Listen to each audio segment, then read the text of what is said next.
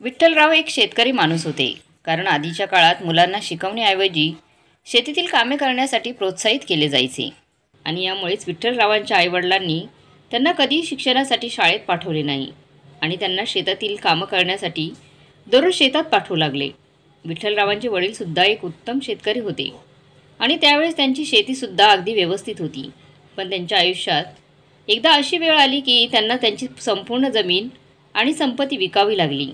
त्यामुळे आता विठ्ठलरावांकडे संपत्तीच्या नावाखाली फक्त एक शेतीचा भाग त्यांच्या नावावर होता आणि ते त्या शेतात अगदी मेहनतीने काम करून स्वतःच्या कुटुंबाचं पालनपोषण करायचे. स्वतःच्या कुटुंबातील लोकांना पुरेल इतके उत्पन्न ते त्या शेतीतून घ्यायचे.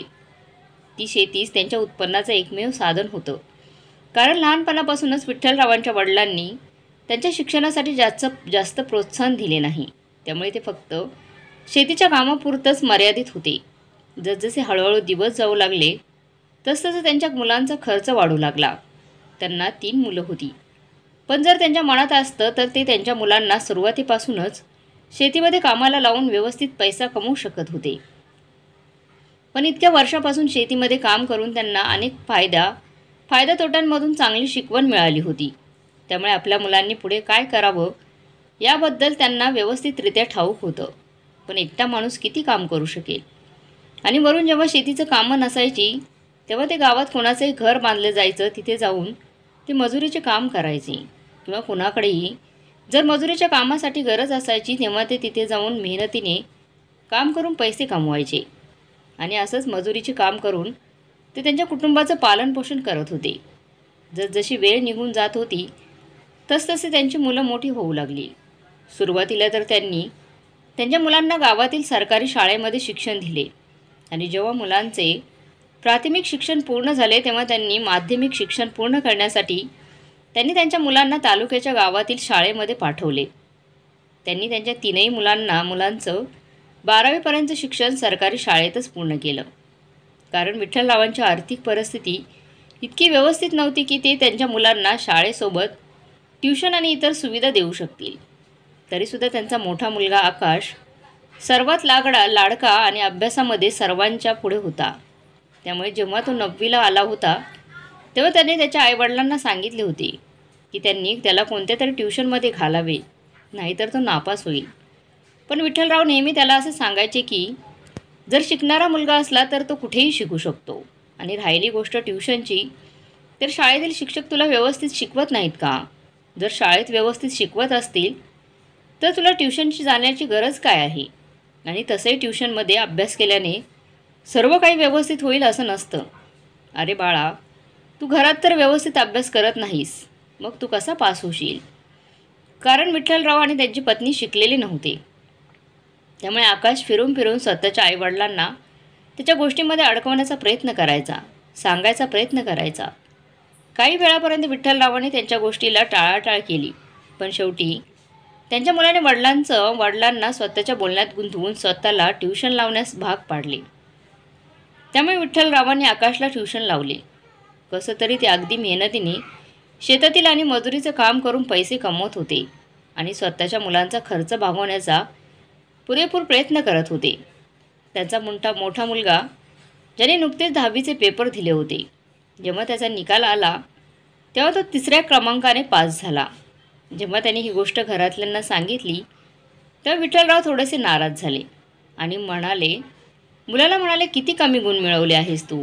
आणि वरून ही बातमी इतक्या आनंदाने सांगत आहेस? आम्ही इथे मेहनतीने पैसे कमावून तुला शिकवत आहोत, ट्यूशनला घातलं, पण तू मात्र व्यवस्थित अभ्यास केला नाहीस. त्यावर त्यांचा मुलगा म्हणाला, हो, तुम्हाला अभ्यासाबद्दल काय माहीत आहे? जेव्हा शाळेत जाऊन आमच्या अभ्यासाची पुस्तकं बघाल तेव्हा तुम्हाला सर्व समजेल की किती मोठी मोठी पुस्तकं असतात, किती अभ्यास करावा लागतो. पूर्ण वर्षभरात जर एक पान वाचलात तरी पूर्ण पुस्तक संपणार नाही. मी पास झालो यासाठी तुम्ही देवाचे आभार माना, कारण माझ्यासोबतची अशी अनेक मुलं आहेत जी पास होऊ शकली नाहीत, पण तुम्ही मात्र नेहमी मला ऐकवतच आला आहात. असं सर्व बोलून त्यांचा मुलगा आईवडिलांवर नाराज झाला. तेव्हा विठ्ठलरावांची पत्नी शांताबाई स्वतःच्या मुलाला असं उदास झालेलं पाहून त्याला समजावू लागल्या आणि म्हणाल्या की बाळा, काहीच हरकत नाही, तुझे बाबा तर असेच आहेत. अभ्यास काय असतो हे त्यांना माहीत कुठे आहे. स्वतः तर कधी शिकले नाहीत आणि माझ्या मुलाला ज्ञान देत बसले आहेत. चल बाळा, आता तू नाराज होऊ नकोस. तुझ्या 3ऱ्या क्रमांकावर मी खूप खुश आहे की माझा मुलगा चांगल्या मार्कांनी पास झाला आहे. चल बाळा, आता मध्ये जाऊ जेवून घेऊया. पुढच्या वेळेस अजून थोडी मेहनत कर, म्हणजे तुला चांगले गुण मिळतील. आता विठ्ठलरावसुद्धा काहीच बोलत नव्हते आणि त्यांचा मुलगा कितीही गुण मिळवून पास व्हायचा तेव्हा तो त्याचा रिझल्ट पाहून गुपचूप राहायचे. काही दिवसानंतर त्यांनी त्यांच्या मुलाचा रिझल्ट पाहणेही बंद करून टाकले. मुलाचा रिझल्ट कसा आहे या गोष्टीचा त्यांना काहीच फरक पडत नव्हता.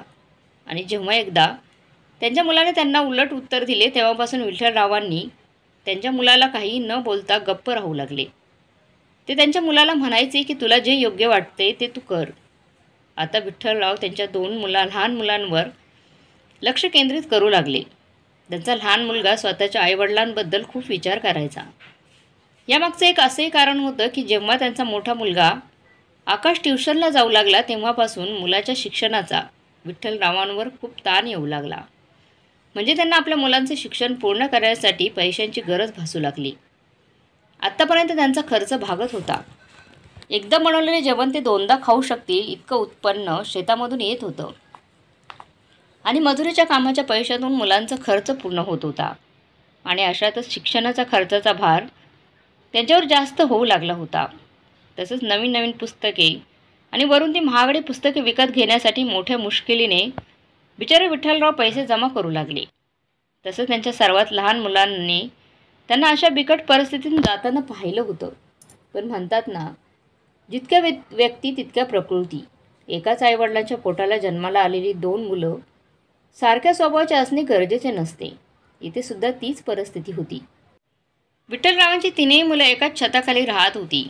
पण मोठ्या 2 मुलांना आईवडिलांकडे जास्त लगाव नव्हता. त्यांचा छोटा मुलगा उमेश आता 8वीमध्ये होता. तरी तो त्यांच्या आईवडिलांसोबत शेतामध्ये जाऊन त्यांना मदत करायचा. त्याच्या वडिलांची खूप काळजी त्याला वाटायची. त्याचे बाबा कुठेही मजदुरी करायला जायचे तेव्हा तोसुद्धा त्यांना मदत करायला त्यांच्यासोबत जायचा. ज्यामुळे त्याच्या वडिलांवरचा थोडासा भार कमी होऊ लागला. जिथे घरामध्ये एक व्यक्ती कमवत होती आणि एका व्यक्तीलाच एका दिवसाची मजुरी मिळायची, आता त्यांची ती कमाई दुप्पट झाली होती. ज्यामुळे त्यांचा खर्च कमी झाला नव्हता, पण तो खर्च पूर्ण करण्यासाठी त्यांची कमाई थोडीशी तरी वाढली होती. आता त्यांच्या मोठ्या मुलाचं शिक्षण अगदी व्यवस्थितरित्या होऊ लागलं आणि त्यांचा 2 नंबरचा मुलगा त्याच्या वडिलांचा आणि भावाचा भार कमी करण्याचा विचार कधीच करत नव्हता. पण मोठ्या भावाचं पाहून त्यानेसुद्धा ट्युशनला जाण्यासाठी जिद्द केली आणि तसंच आता ट्युशनला जाणे जुनी फॅशनच झालं होतं. आकाश आणि प्रकाश म्हणजे त्यांची 2ही मोठी मुलं इयत्ता 12वीपर्यंत ट्युशनला जाऊनच शिक्षण त्यांनी पूर्ण केलं. यामध्ये विठ्ठलराव काय करू शकत होते? त्यांनी एकदा त्याच्या 2 नंबरच्या मुलाला म्हणजेच प्रकाशला ट्युशनला जाण्यासाठी नकार दिला की माझ्याकडून ट्युशनची फीस भरणं होणार नाही. अरे बाळा, तू शाळेत जातोस, तिथे तुझी शिक्षिका तुला शिकवते, मग तू तिथेच व्यवस्थित शिकून का येत नाहीस? ट्युशन लावायची काय गरज आहे? त्यावर त्यांच्या मुलाने त्यांना उलट उत्तर दिले आणि म्हणाले की बाबा, जगातील सर्व आईवडील त्यांच्या मुलांसाठी सर्व काही करतात, पण तुम्ही मात्र आम्हाला साधं शिक्षणसुद्धा व्यवस्थित देऊ शकत नाहीत, ट्युशन लावू शकत नाही. जर तुम्हाला आम्हाला शिक्षण देता येत नव्हतं तर तुम्ही आम्हाला जन्माला का घातलं? अशा प्रकारे त्यांचा मुलगा त्यांच्यासोबत उद्धटपणाने बोलू लागला. तेव्हापासून विठ्ठलरावांचं त्यांच्या मुलांवरचं मनच उडून गेलं होतं आणि जर एकदा का त्यांच्या मनातून कुणी निघून गेलं तर ते परत ते इतर व्यक्तीसोबत बोलण्याचं मन त्यांचं व्हायचं नाही. ही अशीच घटना त्यांच्या मोठ्या आणि 2 नंबरच्या मुलासोबत घडली. पण म्हणतात ना, ज्या मुलांवर आई वडील सुरुवातीपासूनच लाड करतात त्यांना असे एकदम अचानक सोडून देऊ शकत नाही. आत्तापर्यंत त्यांची 3ही मुलं एका घरातच राहत होती. आता 3घंही मोठे झाले होते. त्यांचा सर्वात लहान मुलगा उमेश वडिलांच्या प्रत्येक कामात मदत करायचा. तो त्यांचा अभ्यास करायचा आणि सोबतचं मजुरीचं काम पण करून पैसे कमवायचा आणि तेच पैसे तो त्याच्या वडिलांच्या हातात सोपवून घरातील कामांसाठी वापरण्यास सांगायचा. आणि जर स्वतःला गरज असला तो त्याच्या वडिलांना त्यातील पैसे मागायचा.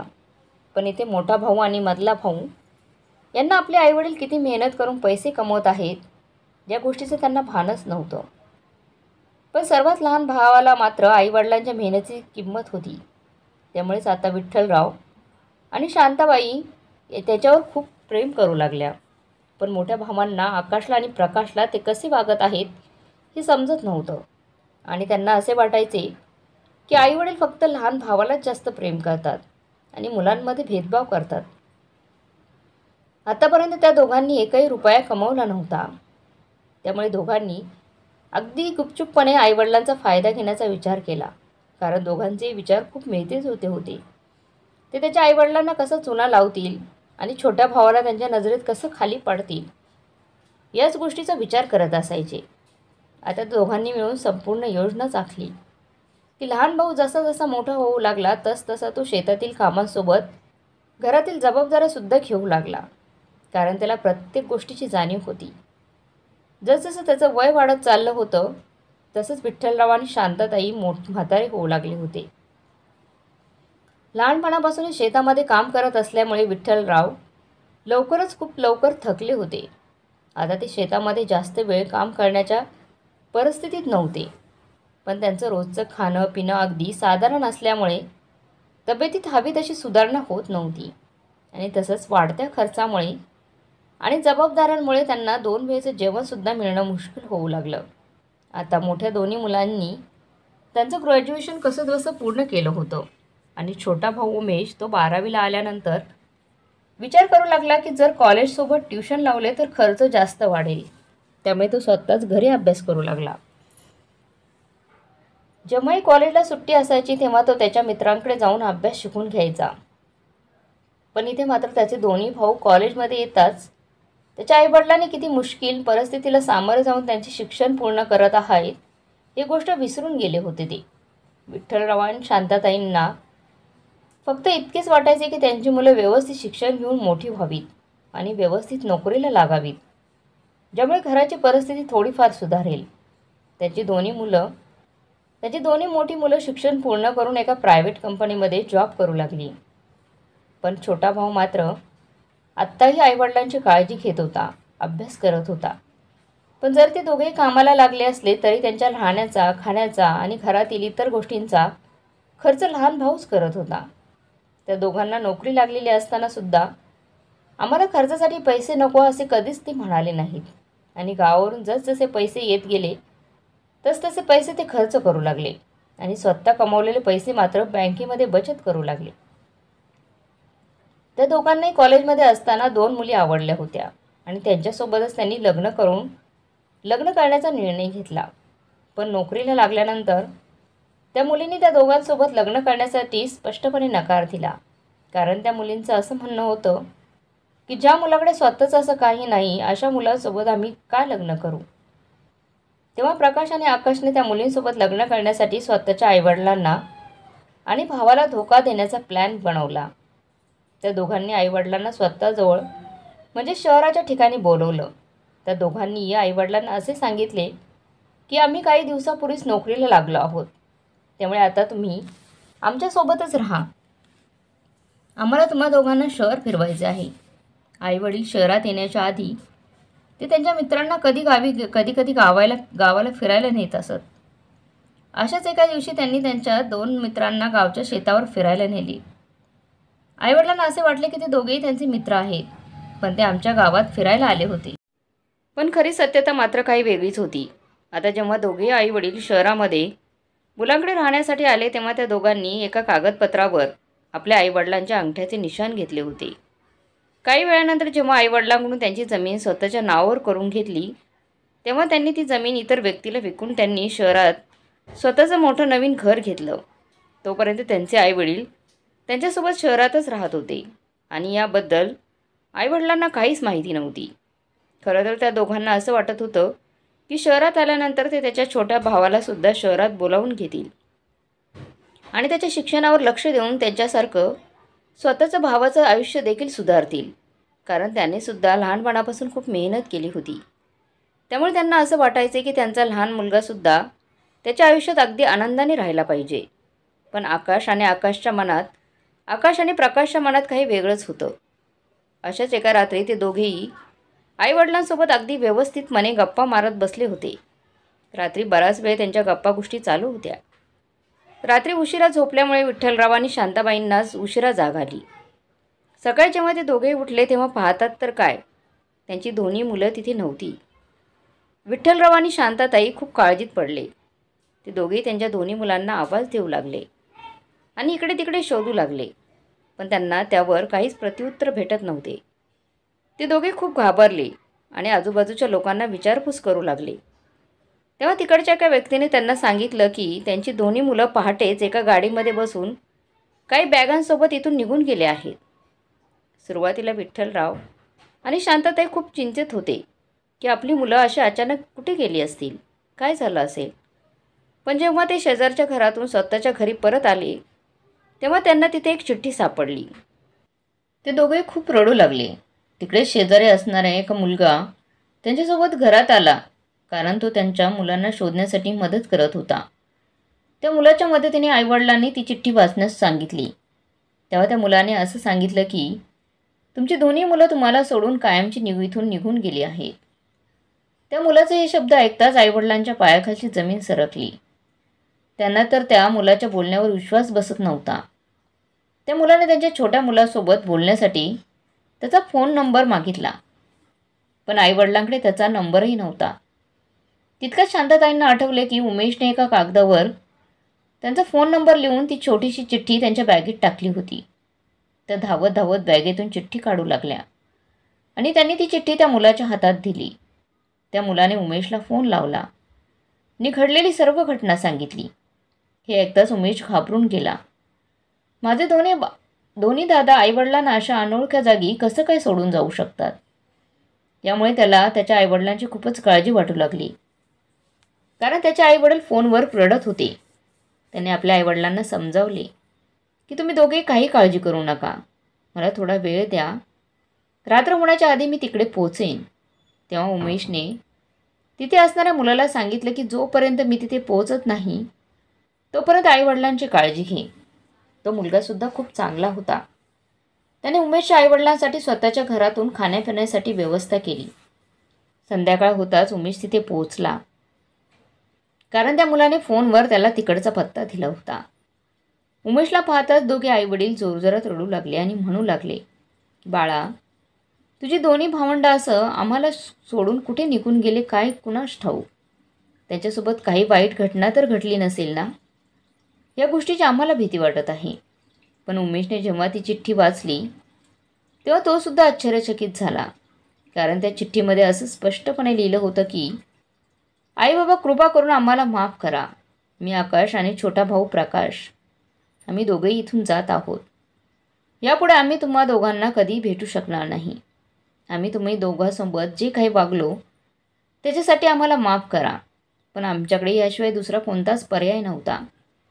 आता आम्ही आमचं आयुष्य जगण्यासाठी बाहेर पडत आहोत. लहानपणापासून ते आत्तापर्यंत आणि आमच्या आयुष्यात काहीच सुख पाहिलेलं नाही आहे. आम्हाला नेहमीच एक पैशासाठी तरसावं लागले. त्यामुळे आता आम्हाला पुन्हा तेच आयुष्य जगायचं नाही आहे. आम्ही दोघे इथे खूप खुश आहोत आणि आता आम्हाला आमचा आनंद परत गमवायचा नाही आहे. त्यामुळे आम्ही दोघेही आता आमचा वेगळं आयुष्य निर्माण करण्यासाठी जात आहोत. आम्हाला परत त्या पूर्वीच्या गरिबीच्या परिस्थितीत आणि त्या गावात परत यायचं नाही आहे. आणि आता आम्हा दोघांचा तुमच्याशी काही देणं घेणं नाही आहे.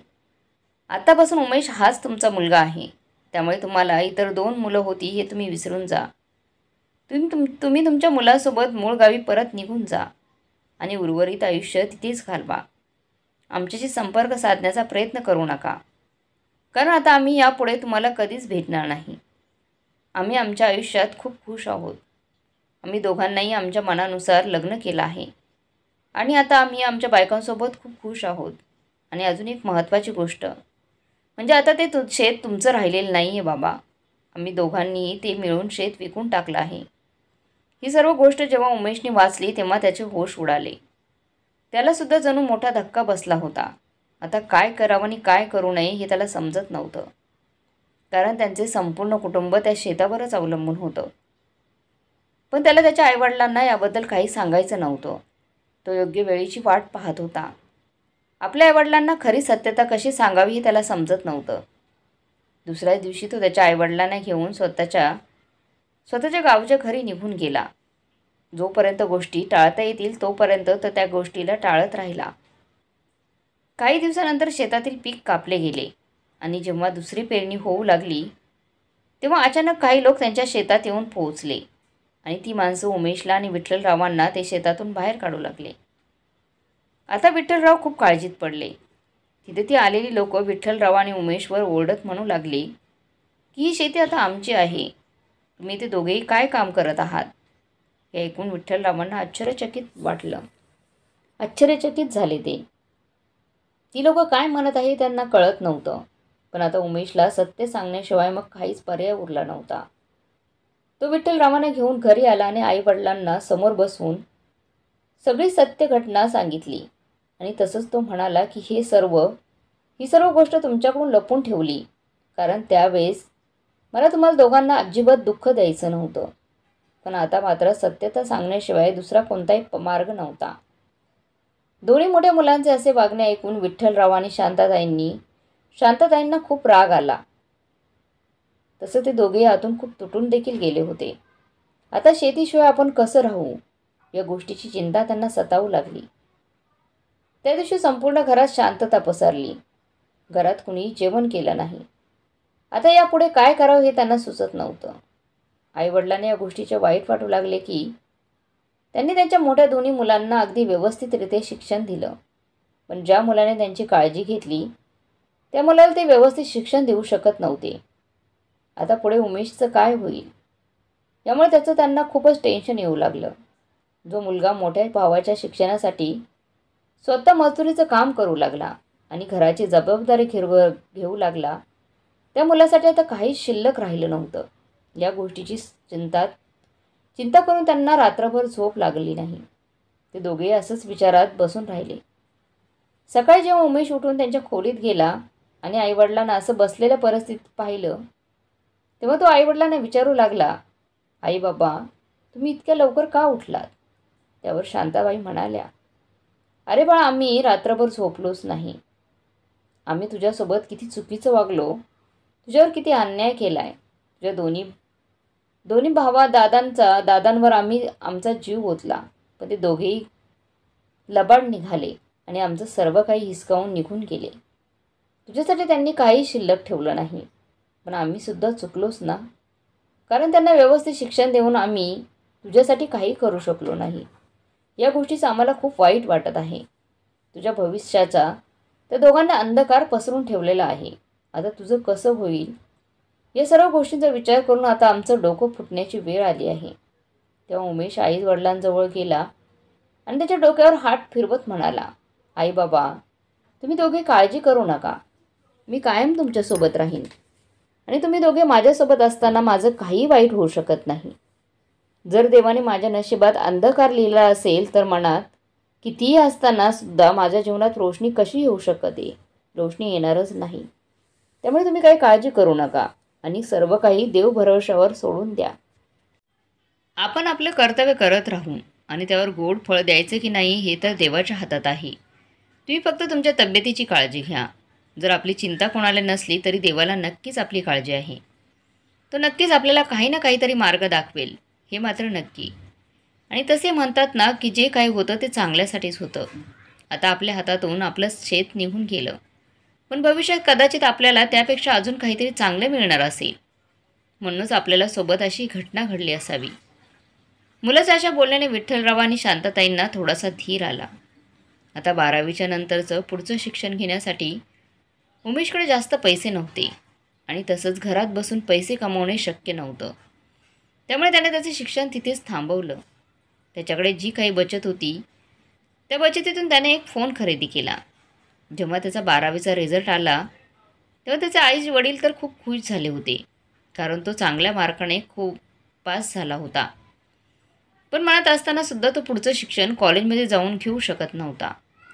वडिलांवर जास्त भार येता कामा नये, त्यांना त्रास होऊ नये या गोष्टीचा विचार करून त्याने त्या मोबाईलमध्ये नेटचा रिचार्ज केला. तो मोबाईलच्या मदतीने स्पर्धात्मक परीक्षेची तयारी करू लागला. दिवसभर वडिलांसोबत काम, थोडासा आराम आणि रात्री अभ्यास अशी त्याची दिनचर्या चालू होती. म्हणजेच यातून त्याला 4 पैसे मिळतील आणि पुढचं शिक्षणही चालू राहील. असा विचार करून त्याने हा निर्णय घेतला. तो दिवसातून फक्त 4 ते 5च तास झोपायचा. सुरुवातीला 2-3 वेळा तो ती परीक्षा पास होऊ शकला नाही, कारण ही परीक्षा वाटते तितकी सोपी नव्हती. पण आता तो अजून मन लावून अभ्यास करू लागला आणि शेवटी चौथ्या वेळेस तो त्या परीक्षेत चांगल्या मार्काने पास झाला.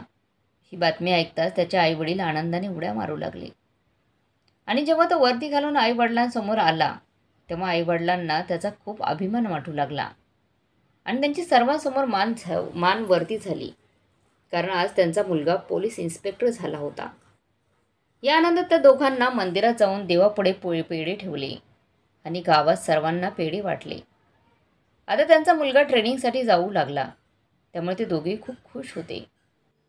तो अधूनमधून आईवडिलांना भेटायला मूळ गावी यायचा. मुलगा शहराच्या ठिकाणी गेल्यामुळे त्यांना रिकामं वाटत होतं, कारण त्या घरात नवरा बायको व्यतिरिक्त दुसरं कुणीही नव्हतं. कारण उमेश हाच एकुलता एक त्यांचा सहारा होता आणि अशातच तो लांब गेल्यामुळे आईवडील खूप काळजीत होते. पण मुलाला चांगली नोकरी मिळाल्यामुळे ते दोघेही त्यांच्या दुःखाला विसरून जायचे. अशीच वेळ निघून जात होती. दिवसामागून दिवस जात होते आणि असेच 1 वर्ष देखील पूर्ण झालं. आत्तापर्यंत उमेशने त्याच्या आईवडिलांसाठी खूप काही केलं होतं. त्यांची परिस्थिती पूर्णपणे बदलली होती. उमेशने शहरात नवीन घर घेतलं होतं, जे एका महालापेक्षा काही कमी नव्हतं. त्या घरात आधुनिक सर्व सोयीसुविधा उपलब्ध होत्या. गावातल्या लोकांना आणि पुजारीला बोलवून त्यांनी त्या नवीन घरात पूजा करून घेतली. आईवडीलसुद्धा आता त्या नवीन घरात राहू लागले. सर्व काही सुरळीत चालू होतं.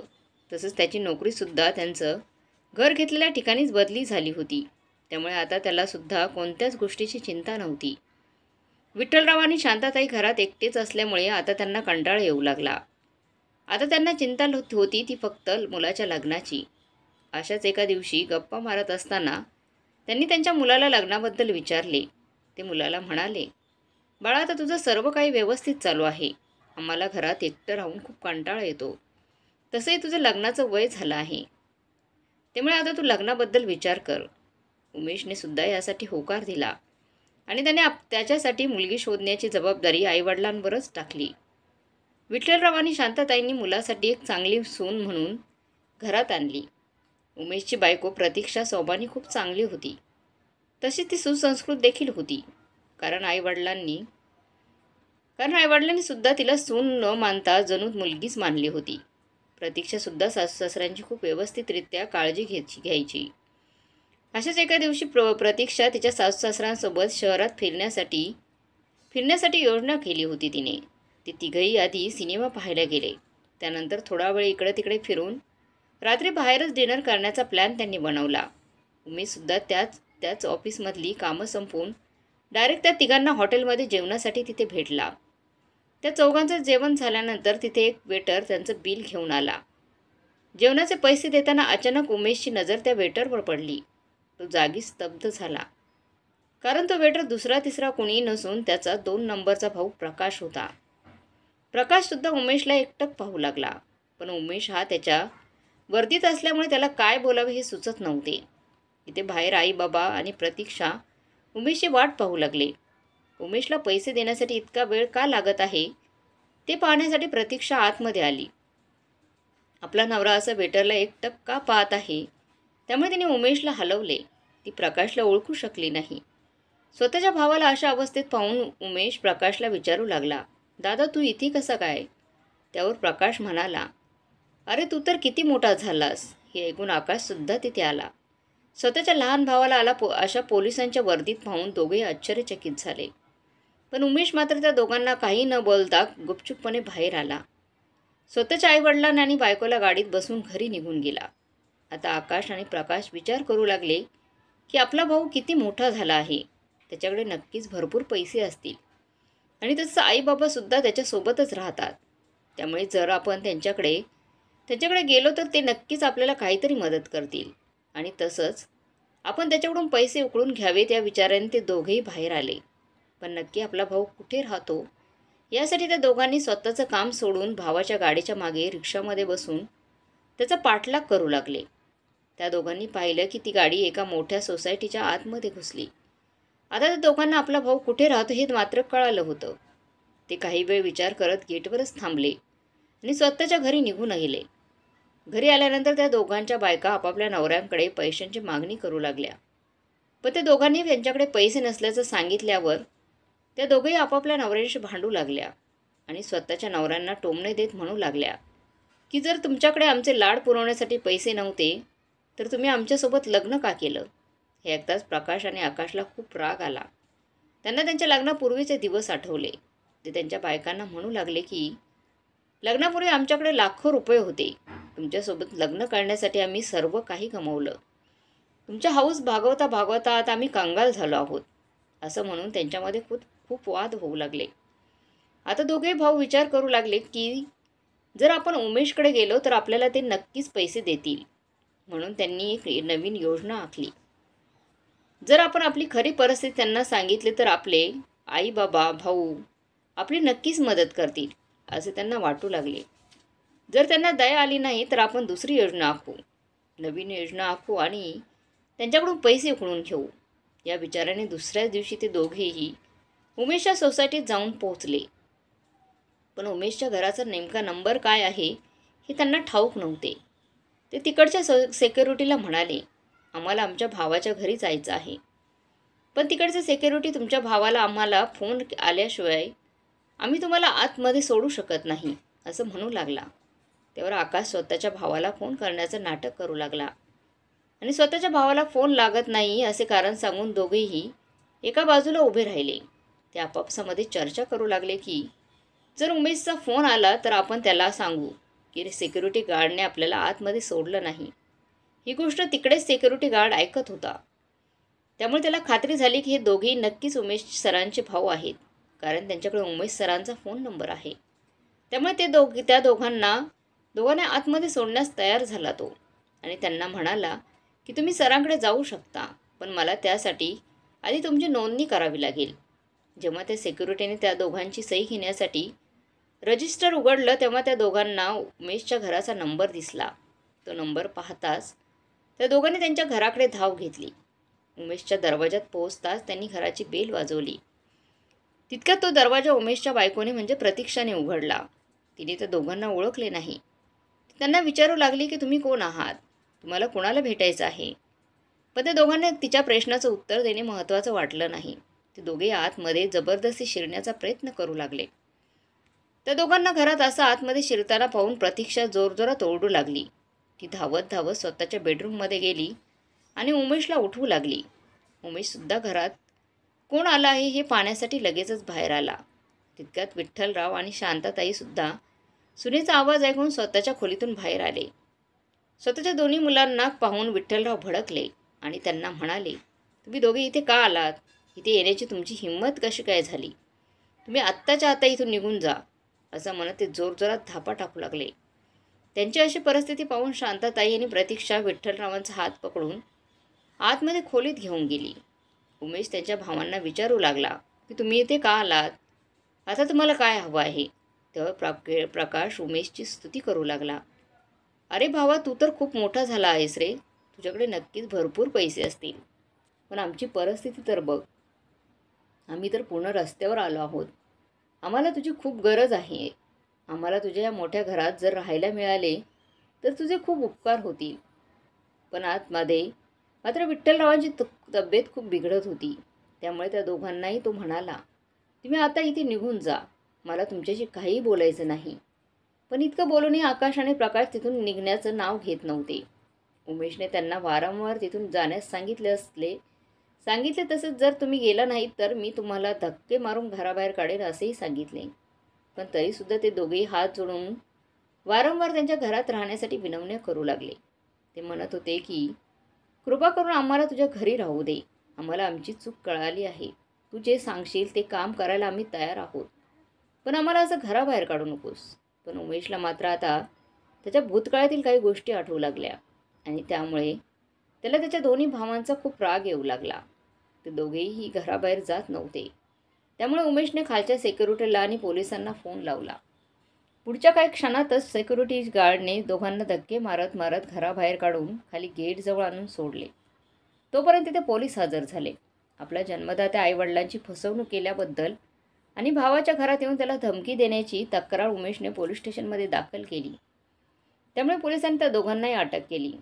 पण ही गोष्ट जेव्हा प्रकाश आणि आकाशला त्यांच्या बायकांना समजली, ते दोघेही स्वतःच्या नवऱ्यांना मदत न करता खूप आनंदात होते. कारण ते विचार करू लागले की असे कंगाल नवरे असण्यापेक्षा ते सोबत नसलेले बरे. तर दोघींनी आता घटस्फोट घेतला आणि तिथून निघून स्वतःचं नवीन आयुष्य जगू लागले. इथे उमेश त्याच्या वडिलांना घेऊन डॉक्टरांकडे गेला. डॉक्टरांनी तपासणी केल्यानंतर चिंतेमुळे त्यांना असं झाल्याचं कारण सांगितले. थोडीफार औषधं घेऊन डॉक्टरांनी त्यांना घरी जाण्यास सांगितले. घरी आल्यानंतर उमेशने वडिलांना समजावले की बाबा, आता तुम्ही काही काळजी करू नका. त्यांना त्यांच्या चुकीची शिक्षा मिळाली आहे. जरी त्यांनी तुम्हाला फसवलं आहे असं वाटत असले तरी आता ते स्वतःच फसले आहेत याची त्यांना चांगलीच प्रचिती आली आहे. खरं तर त्या दोघांना कसलीही नोकरी लागली नव्हती. त्या दोघांना फक्त तुम्हाला फसवायचं होतं आणि तुमच्याकडून पैसे उकळून घ्यायचे होते. त्यामुळे हा सर्व कट रचला होता. त्यांनी आपली शेती विकून त्यांना त्यांच्या आवडत्या मुलींसोबत मजा मस्ती करायची होती. त्या दोघांना आपल्याला त्रास देऊन मजेत राहायचं होतं आणि आपली शेती विकून त्यांनी ते सर्व पैसे बायकांचे लाड पुरवण्यास संपून टाकले. पण हे सर्वात जास्त काही काळ टिकलं नाही. त्यामुळे त्यांना आता त्यांच्या कर्माची चांगली शिक्षा मिळाली आहे. त्यामुळे बाबा, आता तुम्ही काही काळजी करू नका. आता आपण आपलं आयुष्य अगदी आनंदाने जगू. जर आता आपण आपलं आयुष्य आनंदाने जगलो नाही तर माझ्या शिक्षणाचा काय उपयोग होणार? देवाच्या कृपेने आपलं सर्व काही व्यवस्थित चाललेलं आहे. बाबा, मी तुम्हाला कष्ट करताना स्वतःच्या डोळ्यांनी पाहिलं आहे. त्यामुळे आता त्या कष्टाचं चीज झालं आहे बाबा.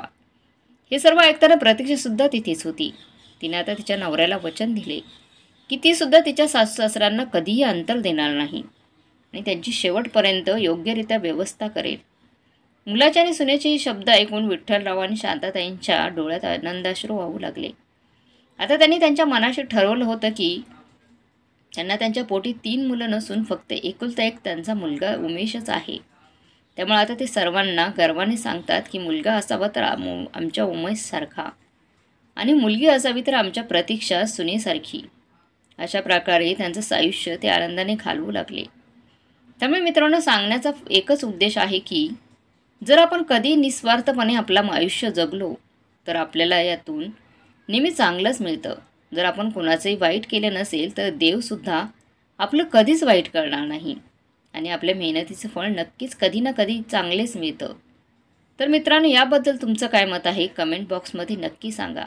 आणि आजची स्टोरी तुम्हाला आवडली असेल तर लाईक, शेअर, सबस्क्राईब नक्की करा. धन्यवाद.